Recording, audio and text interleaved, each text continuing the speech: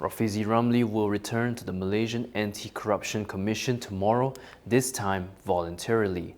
Meanwhile, Albert Tei has lodged a police report against Azam Baki. Stay tuned for this and more on KiniNews. Former Economy Minister Rafizi Ramli has announced that he will be going to the MACC headquarters tomorrow to submit additional evidence in the MACC probe against him over the government's deal with ARM Holdings. Rafizi said that the submission was being made voluntarily and not on MACC's request.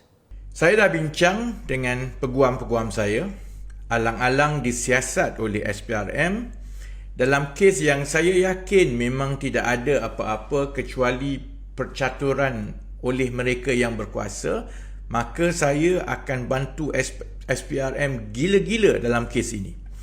Selalunya orang kena panggil SPRM sebab nak disiasat. Jadi saya pun dah dipanggil SPRM dan dah ambil 4 paper exam SPRM minggu lepas. Minggu ini saya sendiri akan pergi untuk tambah lagi keterangan dan bawa bukti-bukti untuk membantu siasatan SPRM secara sukarela.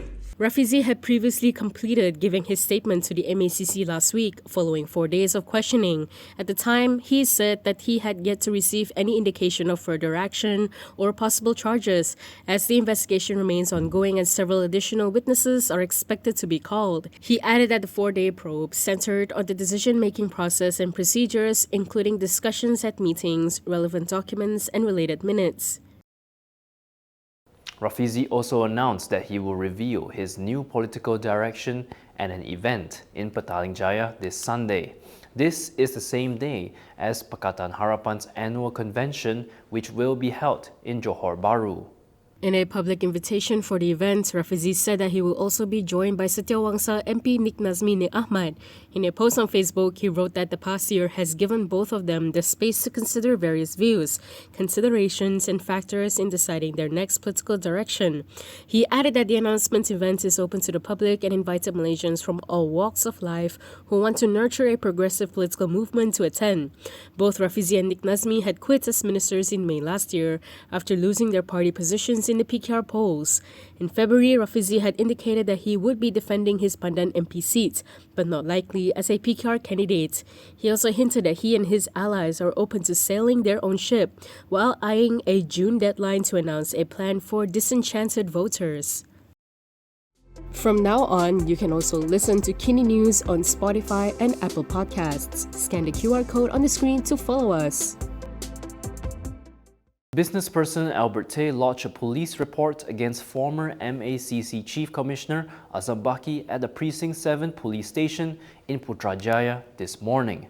Tei alleged that Azam threatened him and tried to stop him from exposing the Sabah corruption scandal in November 2024. He claimed to possess documentary evidence, including a list of individuals with direct knowledge of the incident, as well as records of conversations via WhatsApp and other communication platforms with the relevant parties.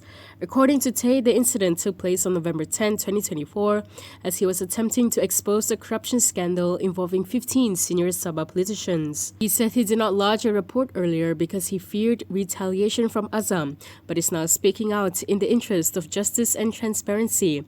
Tei himself was later charged with bribery following his revelations and has claimed trial to the charges. Malaysia Kini has contacted Azam, the police station, and the MACC for comments. Meanwhile, NSC reported Azam as saying that he had never met, dealt with, or directly recorded any statement from Tei. Azam denied the allegations and reportedly said that Tei was free to lodge any official complaints with any enforcement agency regarding them.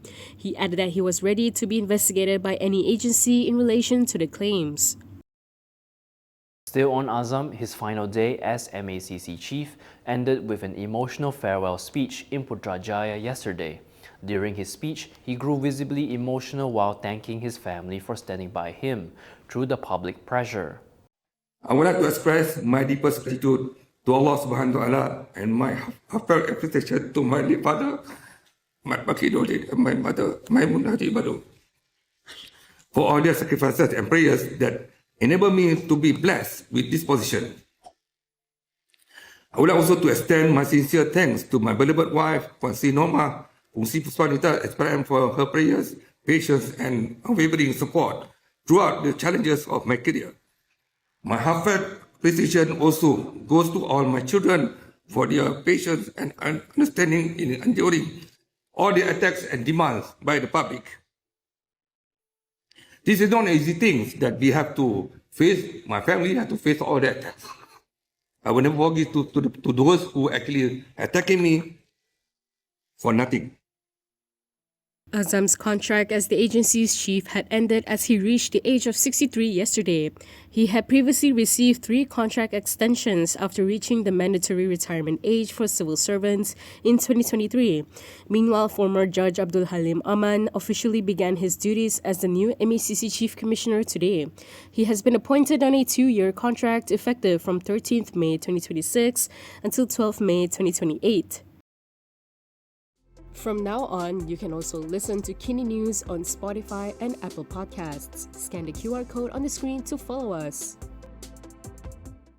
Transport Minister Anthony Loke has clarified that the proposal to withdraw fuel subsidies for the wealthy is still under study and that no final decision has been made.